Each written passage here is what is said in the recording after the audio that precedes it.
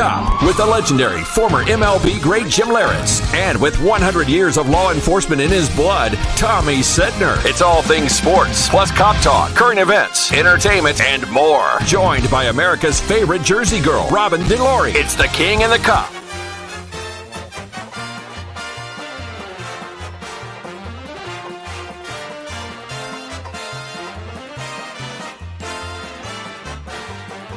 Oh, love this song. You love it because you're a Met fan. It's Tuesday, September 20th, and the Mets have clinched a playoff spot.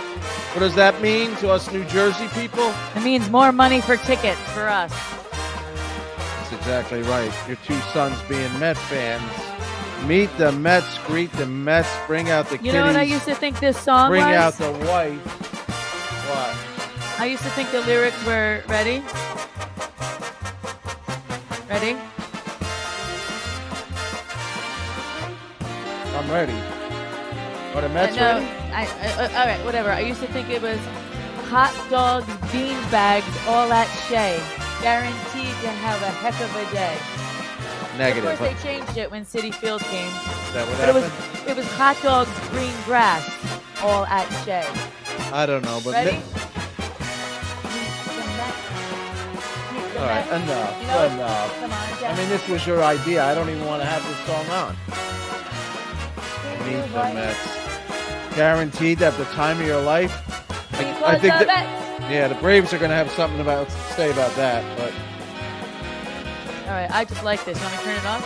please, about 45 seconds ago, I wish you would have turned it off. So hold on. You don't have to be a Mets fan to have this put you in a good mood. What are we at? Ooh, parade? Tagging it.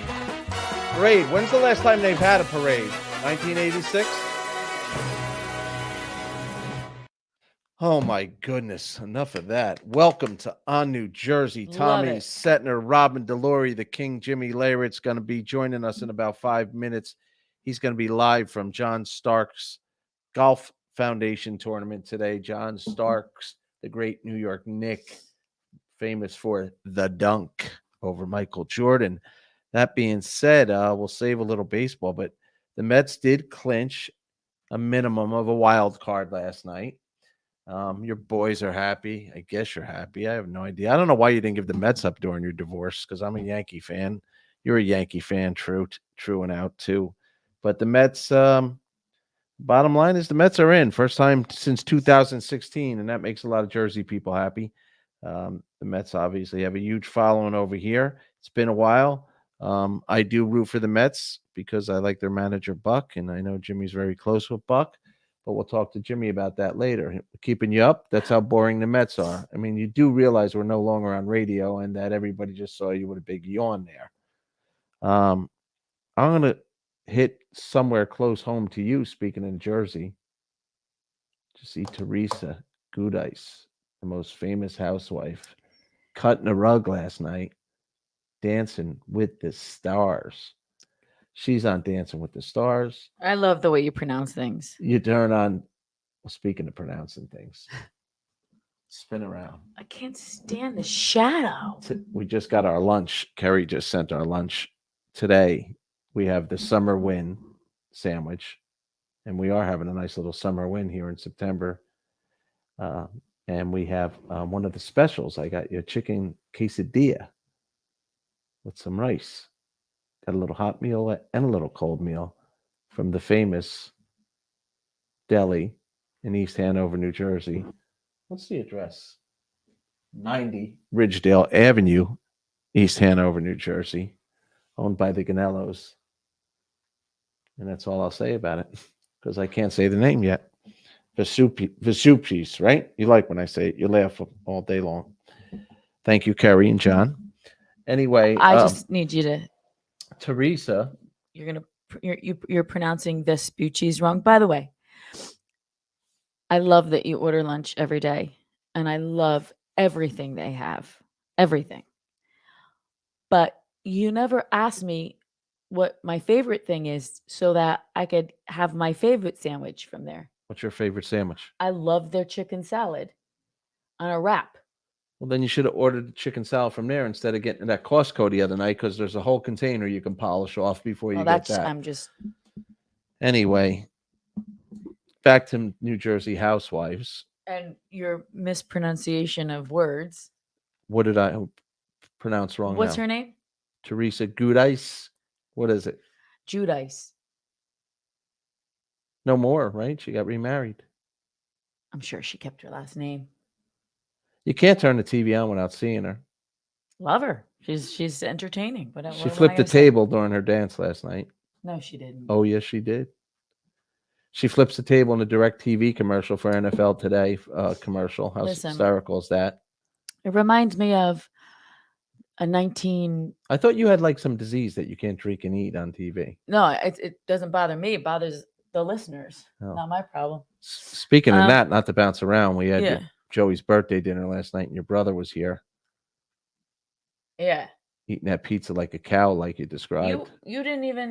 You weren't even here when he was eating the pizza. I was upstairs. I heard it. No, you didn't. Yeah, he didn't like that you called him out on the air. No, she texted me today and said I need to apologize, but I told him he was the best brother in the world. Right. So you were nowhere near his pizza eating, and pizza's about the only thing. He scoffed down a piece by the sink when I was sitting at the table next to Tracy. Don't tell me I was nowhere near. When I came down, he was going for thirds. It wasn't loud.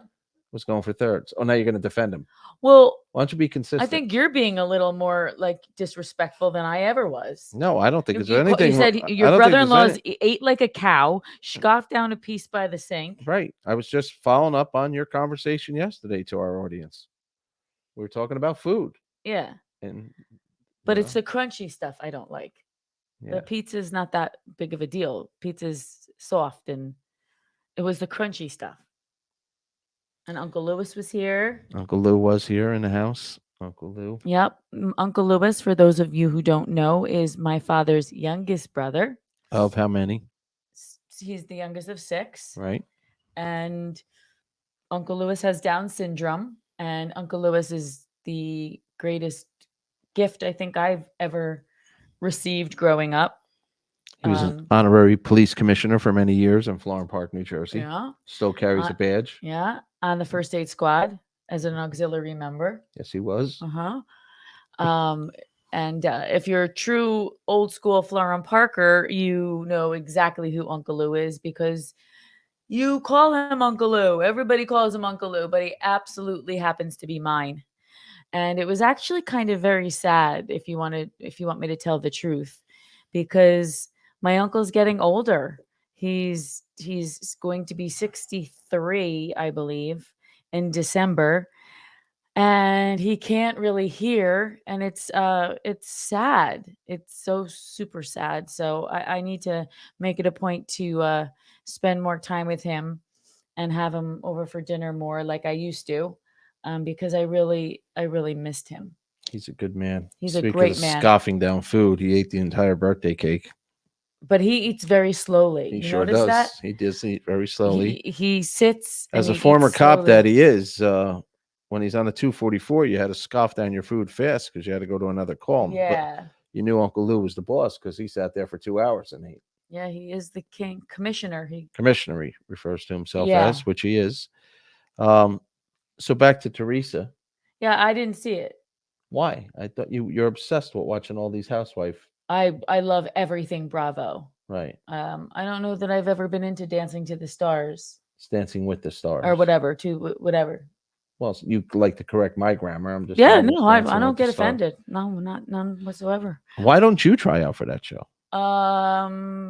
Maybe because I'm not a star. Well, I think you're a star. So you want me to do Dancing with the Stars? No, but speaking of stars, the King's on. If maybe you could plug him in. Oh, he's here? He's here. Okay. I might teach you. No, I don't want to do it. Well, I'm not. I'm not going to pronounce that. I'll get somebody to fill in. Okay. See how he's down here in the waiting room? I see him. He's waiting patiently. Hello, ladies and gentlemen. Hello, Mr. King. How are you? Where are you today in the world? Well, you can see right behind me the John Stark Celebrity Classic. Nice. Best lighting you've ever had. Yes, it's a good one. It's a good one. Have you been out on the links yet? I played 4 holes. Nice. We're 2 under, and I'm actually, today was the first day that I graduated from chipping and putting, and I actually hit a 6 and a 7 iron. And Wow. it wasn't too bad. It wasn't For too our bad. listeners who don't know, Jimmy had a bicep injury and had to have a little surgery. What, about 7 weeks ago? So you're on the mend. Yeah. I'm actually, it actually feels good to be back on the golf course again. Sure. Rub it in. I've been on a DL for about a year and a half, but did swing a club for the first time the other day with and felt pretty good. So I don't know. I might have to get out there soon. Jimmy, meet the Mets. We came on, and the Mets have clinched a playoff spot. But I say, are they going to be able to handle the Braves and fight them off? And what's your thought? They got to still win that division. I don't think they want to be the wild card in this. I think they want that bye. Yeah, you know what? It's going to be interesting to. You got to look at it both ways. Mets fans are going, "Oh, these Braves, they don't lose." Well, the Braves fans are saying the same thing. Every time we get a chance to get closer to the Mets, they win too. So I think it's they do have a 3-game series against each other coming up soon, and I think that might be the deciding factor. And of course, Max looked incredible again. You know, the guy could be off for 2 weeks, 2 months, and he comes back and he knocks down 9 or 10 strikeouts again. But I think they need every bit of Max healthy in the playoffs. I really do. DeGrom, of course, best pitcher in baseball, but just still, I don't think everybody's always a little nervous when he goes out there waiting for something bad to happen to him, you know. And he looks good, but I don't know. What's your thoughts on that? I mean, they got the best 1-2 punch in baseball. Well, yeah, but I'm also going to tell you that Walker and Bissett are also, Bassett's been throwing the ball really good. The other night he threw another 6 innings of no runs. And, the one thing about this team is they've been able to survive through losing DeGrom and losing Scherzer. Yeah, you sure have. And I think if these two guys are back and they're healthy, I see possibly a longer run for them in the playoffs just because of those two guys. Yeah, agreed. Jimmy, before you joined us, we were talking about, of course, New Jersey. We're on New Jersey, and our good old friend, and I pronounced her name wrong, Teresa Giudice, was on Dancing with the Stars. We were laughing. So here's a woman that, because she flipped the table 15 years ago, is actually made a living out of one scene. And she flipped the table with the judges last night. She flips the table in the DirecTV commercial now that she's on. God bless her. Talk about knowing how to market yourself. I would think she's almost a Kardashian at this point. But you gotta get a gimmick. I was thinking, That's Robin, I about. said, Robin, you should be on Dance. She said, I'm not a star. King, you got to get on there. Yeah. Let's get you on Dancing with the Stars. I mean, my wife says I have 2 left feet. So. Well, so does everybody else on the show. That's a great idea, Jimmy. You got to get the king on. That might be a possibility. I might have to look. I may have to look into that. You have to look into that, and I'd get your agent on that. I mean, that would be great, right? I would watch it. Well, I would hope so. I mean, but yeah. Anyway, a couple things before we get into not that we do all sports anyway, but we don't get too political. We're bipartisan, and we do root for each other. But President Biden came out on 60 Minutes the other night and said the pandemic's over. Well, that's nice. Yeah, until today, Dr. Fauci said, you need to temper that, Mr. President, because it's not. I'm wondering, and I'm asking our FaceTime listeners, and weigh in if you want. Nothing against President Biden, but if it's over, why is he still wearing a mask? Good question. Good question. I mean, this is like a loaded question. I know. I'm just confused. I'm just so darn confused because you know where we're going today. I have to make a visit to go have a test of my own, and all is good. But, we walk in and we're all wearing masks, and you wear and I'll go in and get an MRI, and they make me wear a mask in my MRI machine. So that's the most ridiculous thing I've ever heard. But I do have to say something. I don't think it's a bad idea to ever, pre-pandemic, post-pandemic, wear a mask in a hospital. I don't. No, that I agree. I actually think that it's not really that big of a deal. We're going in and we'll wear a mask, but wearing a mask in an MRI tube is the most moronic thing I have ever heard, and they made you keep it on. Well, this will be my 5th one, Jimmy, this year, and I am in the greatest hands of Sloan Memorial, and I am healthy as a horse. So precautionary measures. I go today, and I get in an argument every time I go in there because I'm claustrophobic, and that's bad enough. So I feel like I want to knock myself out before I go in, and then they make me wear a mask on top of it and tie my arms in. So I'm going to have a banner afternoon today, aren't I? One of our viewers, thank you, Manuel Cervantes, just said, to answer your question. Yeah. He said, when you asked about Biden, he said, because he forgets things. He forgets. Yeah, respectfully, maybe he does. I think maybe he does. Right. Thank you, Manuel. But Jimmy, you and I, you have the athletic injuries. Our injuries are adding up. We've spent more time in the hospital this past year and with tests than the average guy. So it's good when I see you out there in the sun, out back on the links, and I'm looking forward to doing that. But last thing I want to say in current events, I heard another statistic today, and it stemmed from the 60 Minutes. And by the way, this is every president has the world on his shoulders. Fentanyl has killed over 100,000 people. Did he just fall off? Did we just lose the king? No. I moved my table because it was sitting on the edge. All right. Fentanyl has killed over 100,000 people between the ages of 18 and 45. And why that struck me was I listened to a mom on the news this morning who, and I say this to all our New Jersey students, to New York students, anybody, our Tampa people that still follow us, our California people. This story hit me as a parent this morning. And I say this to my Fordham girl, and I say this to our Delaware boy in our family. Take this Xanax. It's okay to make you feel relaxed and make you feel okay, right? That's prescribed for me today for the test I have to take. It was laced with fentanyl and killed her. One and done. One and done. Please, if any message that our president and Congress and senators, can we really do like Nancy Reagan did, as corny as people thought it was back in the day with Mr. McGruff, don't use drugs and everything. Can we start spending some money here in the country, teaching these universities, high school kids that you have no idea what you're putting in your mouth? It could be laced. 100,000 people have died over this year. I'm not promoting the use of drugs, but in New Jersey, marijuana has become legal. And so if you're going to smoke marijuana, then there's now no reason you can't get it, that it's just pure marijuana. So there's no reason why you need to go and get it, in a way that's unsafe. Because if you go to a dispensary, is that what you call it? Yeah.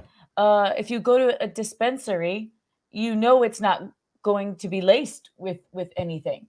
So I don't want to be unrealistic and say, the children today are not going to do drugs. But there is a safer alternative if you are going to do it. It's alarming. I'm not going to be ridiculously naive and say, oh, well, then they just shouldn't do anything, right? Because they're going to do it. Just like kids are under 21 are going to drink. But now in New Jersey, you could literally just go right into, a certified marijuana dispensary and get it safe. That's all I'm trying to say. Do you know what I'm trying to say, Jimmy? Oh, yeah. Yeah. And I find it interesting in California. My youngest daughter, who's a senior in high school, she goes to a lot of concerts and a lot of these, these venues. They're actually handing out fentanyl strips for testing. And they're basically saying, we know you're going to do this. We know you're going to take something, but here's a strip and make sure it's not laced. Wow. I didn't ever heard of that. That's amazing. So maybe that's part of the message I'm talking about. Yes. I mean, let's not be naive, like Robin says, and do something about it. But 100,000 people between the ages of 18 and 45.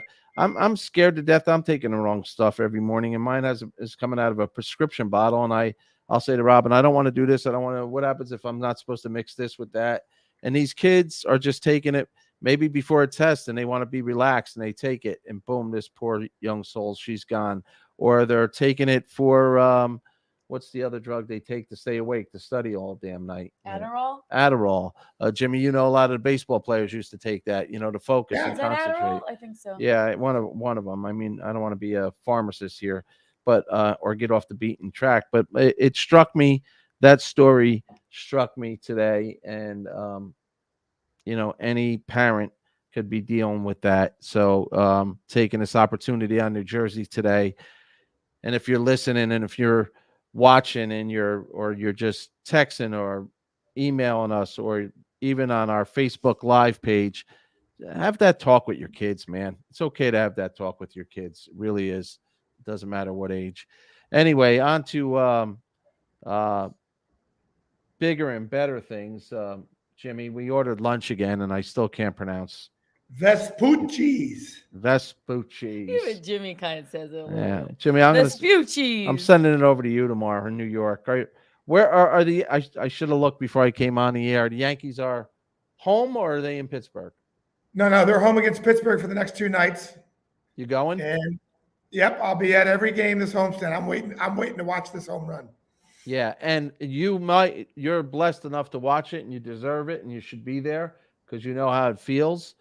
But if the game goes to Friday night, they're on Apple Plus, and that means half of our customers, and we're streaming right now, won't know how to log on and get onto that game and possibly see a record-setting home run.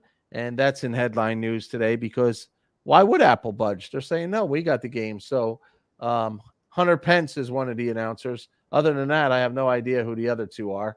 But it won't be Michael Kay, and it won't be John Sterling, which that's sad. Yeah, well, that's if he hits it on Friday night. So yeah. If he does, I have a feeling go ahead. I think he'll do it before Thursday. You do? Yeah. Oh, we have Friday night lights. You know, we all have high school games. And Yes. I have a feeling that if he does do it on Friday, I have a feeling that, you know, the announcers will stop and say he did it. Well, you know what I mean? Everybody, even when we get Do you remember where you were when the playoffs? In the playoffs, they always give the updates, even at the high school football games. So, how's the weather out there today, Jimmy? Good? You couldn't ask for a nicer day.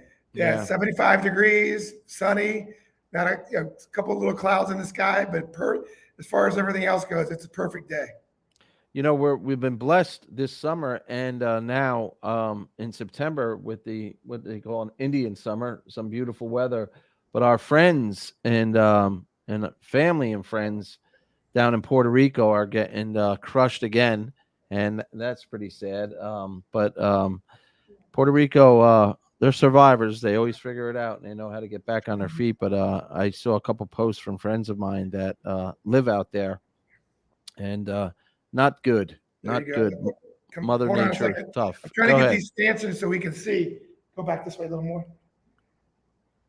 I'm going to have Katrina come on in just a second to talk about the John Starks Foundation. Great. Love it. Come on in, Katrina. This is Katrina. What do you do for John Starks? Hi. So I'm a past former scholarship recipient, but I also volunteer at many of their events. So their golf tournaments or casino nights, things like that. And it's really great to see, you know, the donors and the friends of John Starks and kind of see how they get together. That's pretty cool. Where did you grow up, Katrina, that you were a recipient of this foundation? Sure. I grew up in Stamford, Connecticut and Greenwich, Connecticut. So I'm from the area, and that's where the scholarship was founded as well. And I just heard about it through, you know, mutual friends, family, and of course the internet. So without calling you out, you look like a very young lady. So you did not see Mr. Starks in his day play for the Knicks, I'm assuming. I did not, but my parents definitely did. So, and he is famous for the dunk, which was over the greatest player of all time, Michael Jordan. But John Starks has done so much off the court. So as a recipient, why don't you tell us how that feels when you're selected and when a great athlete like this and guys like Jimmy Leyritz, they go around, they make a living going around supporting these charities so they can make a difference in young people's lives like yourself. Yeah, definitely. First thing I'll say is I wish I could dunk. I'm only 5'3", so I dream. But it feels great. I mean, when I was a recipient, it was 2014, and you meet with John Starks, which feels sometimes foundations or organizations, it's kind of just the name of the person. It feels like, but when you meet John, and then you're just seeing how warm and welcoming he is, and then you learn about the foundation and why he started it. You meet his kids. You meet again his friends, and it's really wonderful. You feel very supported. I went to College of the Holy Cross in Worcester, Mass, and I felt supported the whole way through with just being encouraged to get involved, community service, my academics, everything was very well-rounded, and I was so grateful just to have that support system. Well, but I think one of the things, TC, is you can tell how much it impacted her, that she's actually back working for the foundation because she was so appreciative of everything that they did for her. Right. Yeah, and that's what I was just going to say, right, Robin? Like there's nothing better than when you give somebody a chance and then they come back and they pass it forward, I guess. Is that the way we say it in today's world? Yeah, pay it forward. Yeah. Pay it forward. That's amazing. And you're doing that in a big way. And, that I think that's pretty neat. Do you play golf? Me? Yeah. I played in high school for one semester and I did not do well, but I appreciate it. So what did you study at Holy Cross? Sure. I studied studies in world literature. So I did a ton of modern languages. I did 4 years of German and 2 years of Mandarin Chinese, and then a year of sign language, American Sign Language. Amazing. That's very impressive. I'm listening to her talk. I'm watching how beautiful and how poised. And all I can think about is I need to recruit her for Miss America. For Miss America. Yes. Robin is this a big light bulb. As you're talking, I'm Right. like, oh my gosh, she needs to get involved. Robin's a big part of Miss New Jersey, so she's probably trying to recruit you to New Jersey. So you. That's great. We have some recipients here from New Jersey as well. So. Oh, nice. No. I'm going after you. So what's the rest of the day look like? They're out there golfing, then you have a little dinner. Is that what goes on? And then scholarships are awarded, I'm assuming, tonight? Yeah, well, some recipients of this year are here as well, I believe. And then I'm also giving a speech later on to everyone here. We just walked around and kind of talked to people on the course. Didn't want to interrupt any games, but Right. we kind of just, said hello. And yeah, we're going to have a dinner and some other things as we just kind of, come here in support of the foundation. So it's exciting. Well, thank you for joining us on New Jersey today. Just before you go, I wanted to know, when you get together with your other friends that have also studied your major, do you speak in sign language to just screw around with other people? That would be so much fun. Or like, let's talk in Chinese and nobody knows it. My friends and I have done it, honestly, in situations where we'll see someone who actually is signing and looking for questions, and it feels really gratifying when you know what they're saying. Absolutely. It feels absolutely amazing. I can't even imagine. I've always wanted. I'm in awe of people that can do that and speak multiple languages, and what a wonderful, wonderful thing. What drove you in that direction? One last question. Why that? Sure. My family's Jamaican, both my parents, and then my mom actually, her whole career traveled Switzerland, France, everywhere around. So I got very used to being kind of like an international student in a way. And I just love it. I feel like you learn so much about people through culture and language. So I just went headfirst into it. Well, that's awesome. Well, I think it's very cool. It's been an honor to meet you. Congratulations on all your success. And I think most of all, we need more people like you that don't forget where they came from. And you came back to pay it forward. So I think that's congratulations to you that you're making a difference. Thank you. Wonderful to meet you too. And thank you for having me on. Yes, thank you. Thank you. And if you want any information about the Miss America organization, just tell Jimmy. He'll give me your information. You got yourself an agent. Thank you so much. How beautiful. That was great. Wow. Yeah, that's cool. That's what it's all about. And I know personally, this is why you do this. You love this, getting out there. And yeah, of course, it's fun to go knock the ball around for 18 holes, but you meet the different walks of life. And one day you're playing golf with a CEO of a bank, and the next day you're shoulder to shoulder sitting with a young lady who got a scholarship and now is paying it forward. And Her parents must be so proud. Yeah, Oh, it's very wow. Well, and that's the great thing about what this organization does. John has been doing it. It's been at least 20 years, I think. But being able to use that notoriety that he had from being a New York Knick, and then taking it off the field and giving back to these people. And I'm looking forward to hearing her speech tonight. I literally just found out that she was a recipient as she was doing the interview. I didn't even know that. You just thought she worked there, yeah.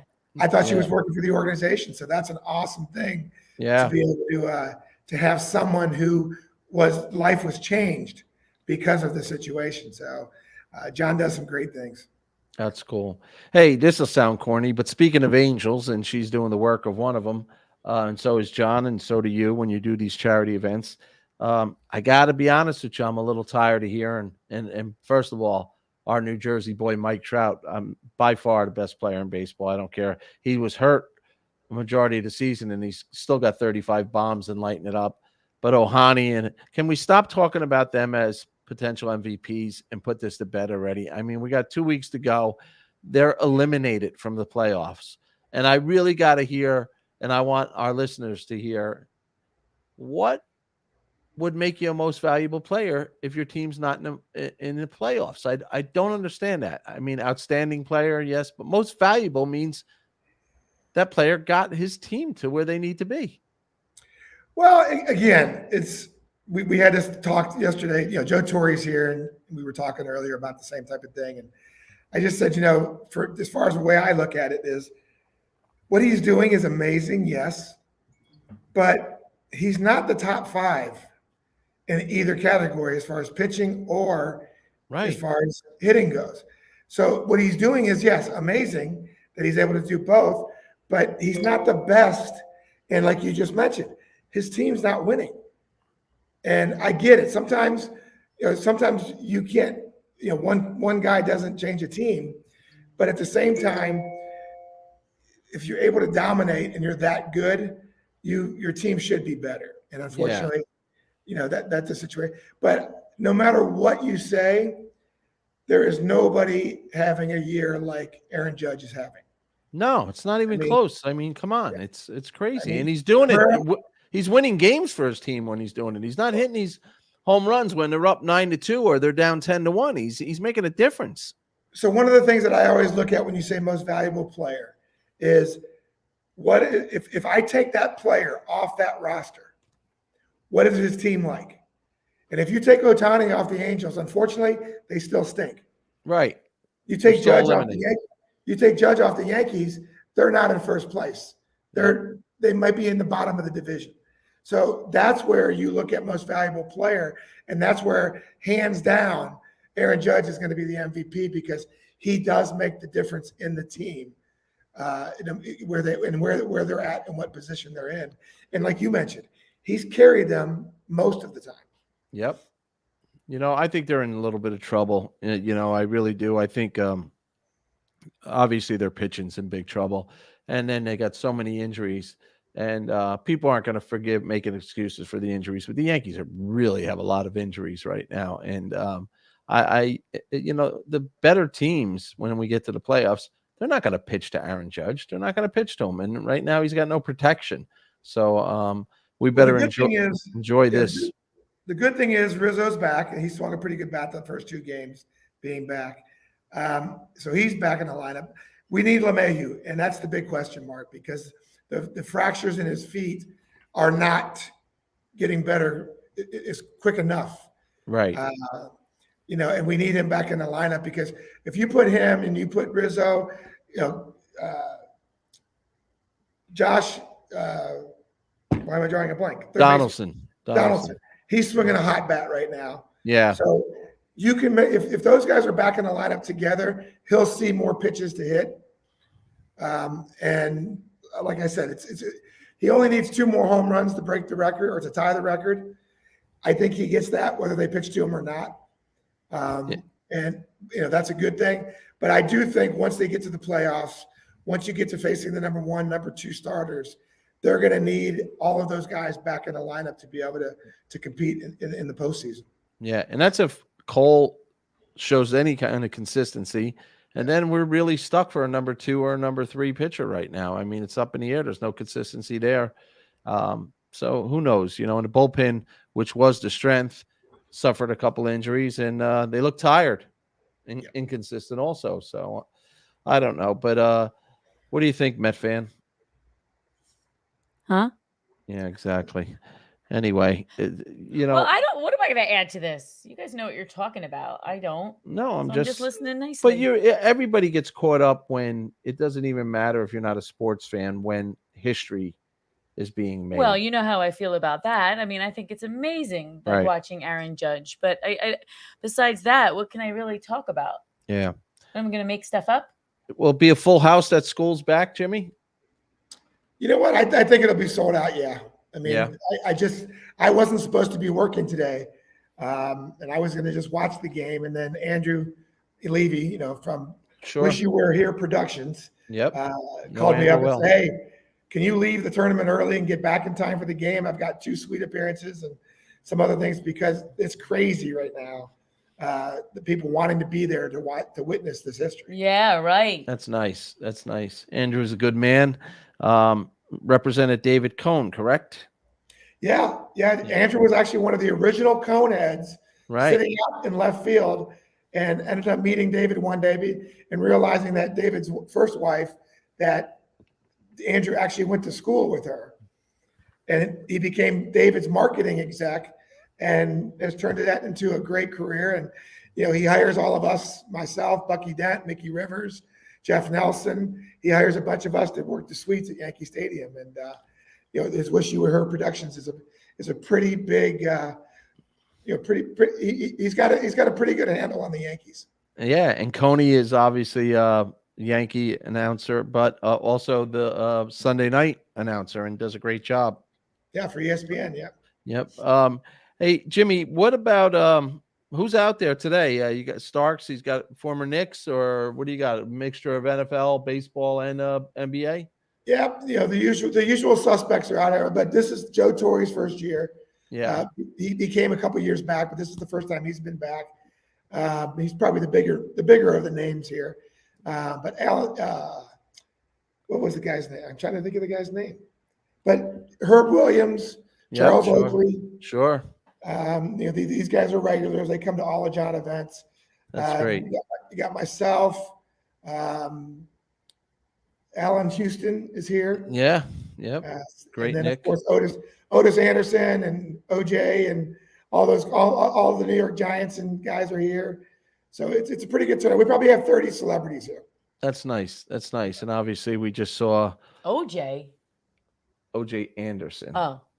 OJ Anderson. Yeah. Not that OJ. Come on, you're a Giant fan. OJ Anderson was a very good running back who won the Super Bowl with the Giants. Yeah, I don't. But you're not far off because OJ. He played football. Well, good. Thank you for that observation. But he's also constantly on the golf tour himself. Isn't he in jail? No, he's been out. That subject even makes me sick to even hear the 2 initials OJ. I mean, it's just unbelievable. It's a good thing we don't drink orange juice. Yeah, exactly. Exactly. So tonight you're there. Any shot he hits 2 tonight. Well, it's funny. Somebody said the other night, they were like, Judge reminds everybody of Jeter, of course, just the way he carries himself and the way he does. And they said, when Jeter was going for his 3,000 hit, what did he do? He went 5 for 5, and hit a home run for his 3,000th hit. Yeah. They said, well, Judge might end up doing the same thing tonight. So I'm kind of glad I'm actually going to the game tonight. Absolutely. That's cool. Your buddy Wade Boggs, who we had on the radio show, also hit a home run on his 3,000 hit. Yes, he did. Yes, he did. So I'm actually going to try to go sit in the bleachers with the bleacher creatures. Nice. Maybe get a chance to catch that home run. All rise. Yeah. And don't be in a hurry to give it back to him. You can auction that off and make some money. Absolutely. I just saw who was a Pujols, Albert Pujols on the 698th. The fans wanted to give him the ball, and he said, "No, I'd rather you keep it. It'll mean a lot more for you to keep it." I thought that was pretty cool. Yeah. You think he gets the 700, Jimmy? And I'm going to ask you, like, off the record, on the record, if the team that's playing against Mr. Poolhouse has nothing to accomplish, are the pitchers throwing 95 down the middle for him, or what? You know what? If I'm a pitcher, I want to be part of that history. Right. You know, I want to be part of that, and I wouldn't be embarrassed to give up that 700th home run, because guess what? That will be replayed millions of times, and that particular pitcher will always be remembered. And I think it's a good thing. I think it's, the guy's got 699 other home runs. Who cares if he hit one more off you? Yeah. I mean, I think I'm rooting for him. I hope he does. And then I hope respectfully that he leaves. I hope, you don't want to see him come back just to hit 1 home run, 2 home runs next year. He's had he's one of the best players ever, bottom line. What's your thought? Did you watch any of the games last night, Buffalo and or the Eagles? I could care less about the Eagles. Sorry, South Jersey, but we don't root for your Eagles. Yeah, we were watching the game last night, and obviously, everybody talked about the same thing. Are the Bills that good? Yeah, because they're showing that they're that good. And I was talking to OJ Anderson, and I said to OJ, I said, it's great, but there was somebody, I can't remember where I read it, but they talked about that Josh Allen was going to get hurt in the 5th week. Who says something like that? And yeah, I don't know where it was, but it said, because basically they were talking about the Jets win. Right. And that even though the Giants are 2-0, that's great. But what about Buffalo? And someone said, yeah, but Josh Allen's going to get hurt. And if he gets hurt, they're not going to be the same Bills. And OJ said last night, he goes, Jimmy, don't say that, because I don't want to ever hear that kind of a curse put on somebody. But he said at the same time, he goes, as much as he runs, because they always said he runs too much, that could be the mistake that he makes one game, that he tries to run a little bit too much. But you know this better than anybody as an athlete. You got to play the game the way you've played the game your whole life. It's hard to go, okay, now I'm gonna not run as much or do this. As you get older and you get broken down, you probably have no choice. But this kid's got to do what he's got to do. Nobody tells you how to go out there and sing, do they? Only if I've asked them to help me, like no, but I mean, when you're performing, you don't want somebody in your head saying, "Don't do this, don't do that." You want to go out there and do what you've done your whole life, right? Yeah. So I just I think Buffalo's the team to beat. They should have won last year. That was a miracle the way the Chiefs pulled that off at the end. But what do we got? Anybody else commenting on our where's our usual suspects today? They don't want to weigh in on New Jersey today. It's a quiet Tuesday. Yeah. People are finally settling back into school here. College is in their 2nd or 3rd week. Jimmy, one of the other things, is it tough for you? Because I know it is for me, and she's close. Your daughter's at TCU. Yeah. Does it make a difference that she's so far away? We have one in Delaware and one right across the bridge here in Fordham, but I feel like they might as well be 3,000 miles away. It's true. I mean, yeah, even though, when I'm in California, I'm only 2 hours from her. She hasn't been home in almost 6 months because she did summer school. Right. And so we haven't seen her at home, but we're going to go see her at the end of the month for Parents Weekend.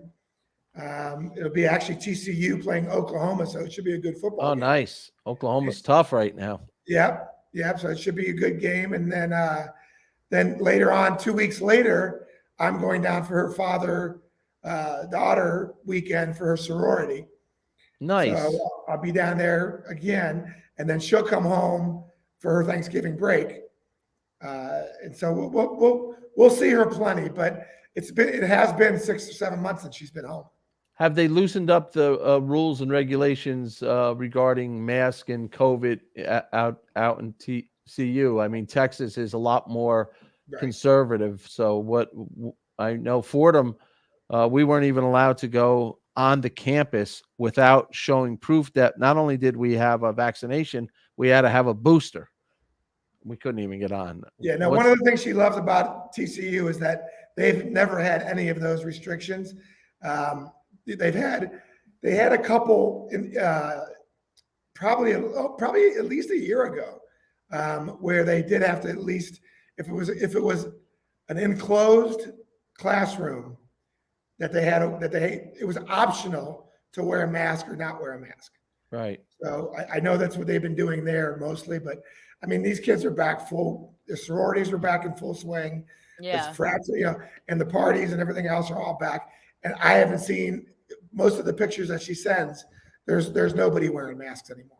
Nah. Surely not in a 70,000 setting on the football where nobody was wearing a mask, even when it was at the highest level. It's just it's on my mind today because when I hear the president say something like that, I think he even caught the reporter off guard. And then the next day they walk it back. But you do in New Jersey, we had 4 more deaths yesterday and a couple more thousand cases. It's not completely gone.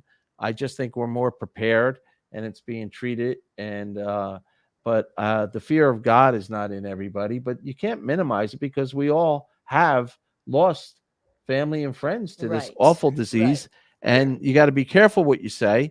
And that's why I was taken back that the president was just said, like, all of a sudden, boom, it's gone. No, it's over, Well, I think the bottom line is it's gotten to the point where, it's not pandemic era, related now. It's at a point now where it's just like the flu. You know what? You have a choice to either protect yourself with a flu shot or not protect yourself with a flu shot. This is pretty much what COVID has turned into. It's our new flu. Yep. Listen, if you feel like you're compromised or you may have underlying conditions, here's a shot. It will not get you as sick, but it's not going to stop you from getting it. Just like the flu shot doesn't stop you from getting the flu. Right. It just lessens your everything that happens to you. COVID has basically turned into the 2020 new flu. Right. The three of us used to talk about this and not that it's a joking matter, but we were confused because we traveled so much, the three of us, and we get on the plane and you had to have your mask on, unless you're eating, you could take it off. Yeah. And we used to joke. So the virus can't attack you while you're eating, it just, and then the best was when they finally passed they decided you didn't have to wear a mask on the plane. Yeah. People were on a plane with it on. And then the pilot came on and said, you can take them off now. So that virus, so again, I guess we're still all uneasy and uncomfortable, but it's good to see things are getting back to normal. And a shout out to our friend Joe Hotshots. About the Mets? No, well, he's here. He's watching. Hey, Joe. And I just like to get some of these comments in, and he says, I'm here. And here, well, let's speak of Joe Hotshots. Not only is he a Met fan, but he is the co-founder of our favorite Caffeina water. Where is it? It's up there. It's our Caffeina water. And Joe does several things, but this is his baby with Ronnie. And we should have sent a few cases up to you, Jimmy, today. The guys you're all mentioning, you guys are all retired now. You might need some caffeine to get through 18 holes, for goodness sakes. It's very hydrating. Very hydrating. Yes. Yep. Yes.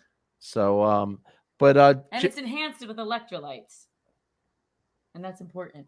Coming out with some new flavors, Joe. Really? Yeah, Joe, Ronnie, you got to let us know. A couple new flavors coming out soon. But black cherry is still my favorite. I actually like mixing this with vodka. Well, it's a family show, but if you want to get into it, go ahead. Tito's and black cherry. Tito's, and black cherry. That sounds with good. A lot of ice. With a lot of ice. Yeah. But I think it would be great if they came out with a lime or just a lemon. Why don't you ask Joe? I just want a lemon because then you get caffeine, you get electrolytes, you get the Tito's, which is obviously necessary, and that would be a great drink. And obviously, you could call it like the Robin. Right. So if you're going to drink the Robin, drink it responsibly. And to our college students, wait till you're 21. Lemon caffeina. How was that? Was that a good legal statement for Caffeina water? Yeah. Yeah. Jimmy, I've been to several of these events with you. Is it still a bunch of war stories among the NBA players? Like they all like to talk about their great Knick days. I mean, the Knicks have struggled. It's awful. I mean, you know it. You're a Ranger fan. We're big fans of the Garden. And not to say that we don't. Robin's a Jersey Devils fan, and she loves her Devils, and as well as our state does. But the Knicks, boy, it's been a long time. A long time. You know. Yeah, it's interesting because, obviously they do talk about the basketball, and they do talk about, their heydays. But unfortunately, yeah, you're right. The Knicks have not been competitive, in years, and they're all like, yeah, sooner or later we're going to get the right pick. Sooner or later the team's going to get better, and every time it happens, they still end up being one of the bottom teams, and it's just unfortunate because you would think that. And Brooklyn then tried to steal their thunder with all the superstars they put on the team, but they got no chemistry, so that blew up in their face. So New York basketball right now is hurting, if you will. The Rangers obviously very close last year, our Rangers, and the Devils. Unfortunately, they're not playing well, so they're looking to rebound. And that was so much fun watching the Rangers last year. It was. And then getting into a fight with like all the Lightning people in Tampa because they didn't like how we were Ranger fans. Yeah. Remember? Yeah. And then we were like, no, we're Lightning Bolt fans. And then I had to buy all these sweatshirts saying I was like a Bolt fan. Well, that was just so we could survive and walk out of there. Yeah. But I became it. I liked it. Yeah. Are you doing your nails on the broadcast? No. Oh, okay. Anyway, so But that was fun. Yeah. So maybe we could go again this year.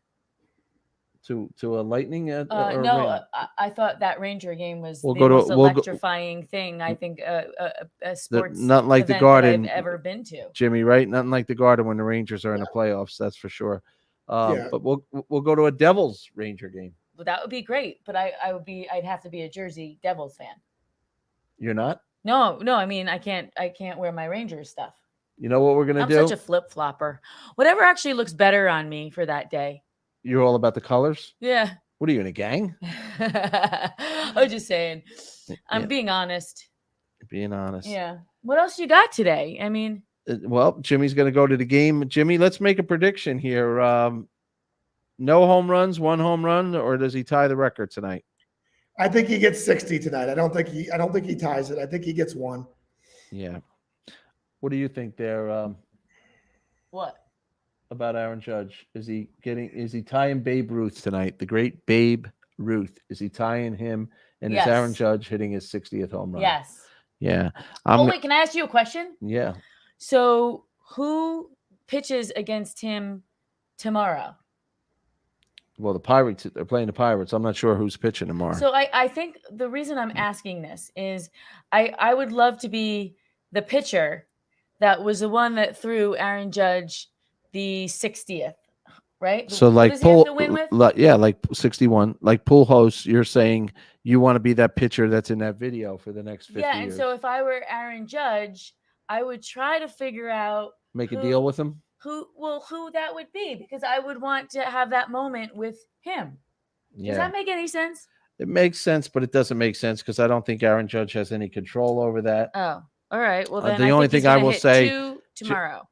Today. Two. Yeah. So he's going to tie the record. He's going to tie Roger Maris tonight, and Jimmy's going to be there. Jimmy, what's the Maris family's take on this? Have you got Jimmy? Please video it, just in case. Oh, absolutely. To be honest, from your phone. Yeah, as far as I don't watch a lot of TV, but bottom line is, I haven't heard anything from the Maris family even talk about it. Yeah, so I don't know how big. I mean, they were on the road, the last 6 or 7 games. I don't know I'm looking forward to going to the stadium tonight because I don't know what the vibe is going to be and whether or not are they going to include the Maris family, because this is part of Yankee history, even though it's not the home run record, it is the Yankee record that he has an opportunity to break. And I would think that they would bring the family in and, have a little more, pomp and circumstance Right. for this type of an occasion. 61 is the American League record also, correct? Not only the Yankee record, but the American League record? Yes. It is. Yeah, because Yep. it's Sosa and McGuire and obviously Bonds were all National League. So I think Roger Maris still holds runs in the American League. And just this host's personal opinion is the all-time home run record because the other three tainted it. Well, I'm going to be looking forward to watching that, and I'm also going to. It's not much excitement in Major League Baseball. Most of these races are decided. Houston's in, Dodgers, Guardians are still maybe 4 games, but it looks what a great job done by Terry Francona and that crew, the Guardians. The White Sox situation is interesting. La Russa is MIA for health reasons, and they're playing better. So rumor has it he's not coming back.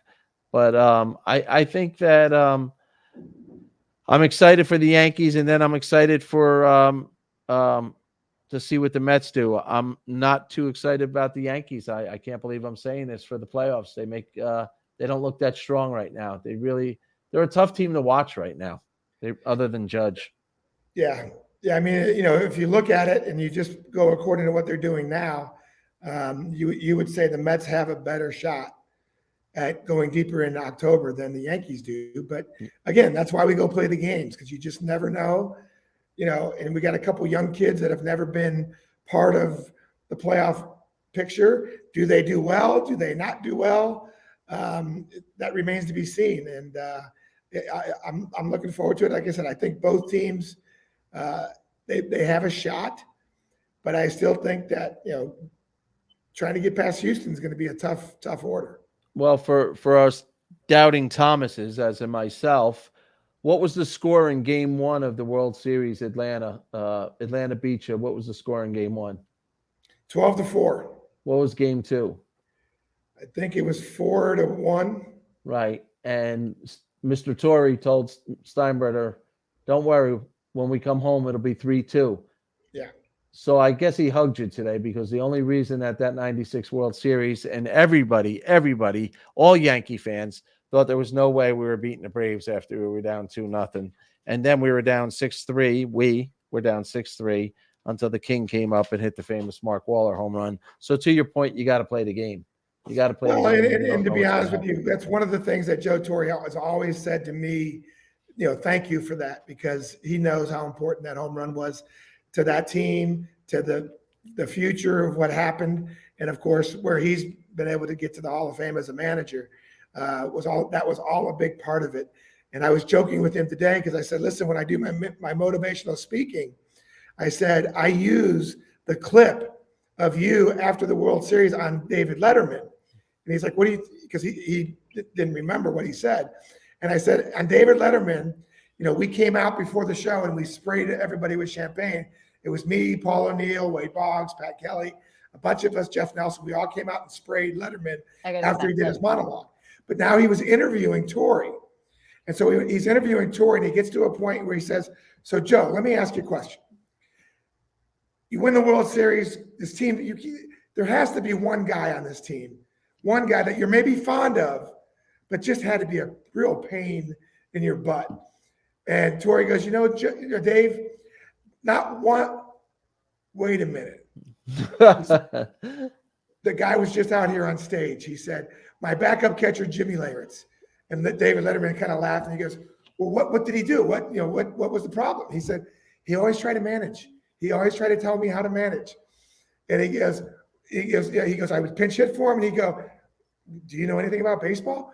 Right. And then he goes, I was a former catcher, and he was a catcher, and he would call certain pitches. And so I told Joe, I said, you know what? I play that for my motivational speaking to talk about, you don't necessarily have to be best friends with your manager, and to get along, and how well him and I got along together, even though we butted heads, that he knew that if he needed somebody in a situation, he had no problem turning to me. And it was funny to share that with him.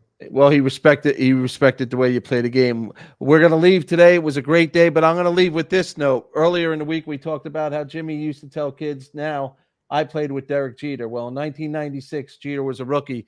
He played with Jimmy Leyritz back then, and he got his first ring because of him.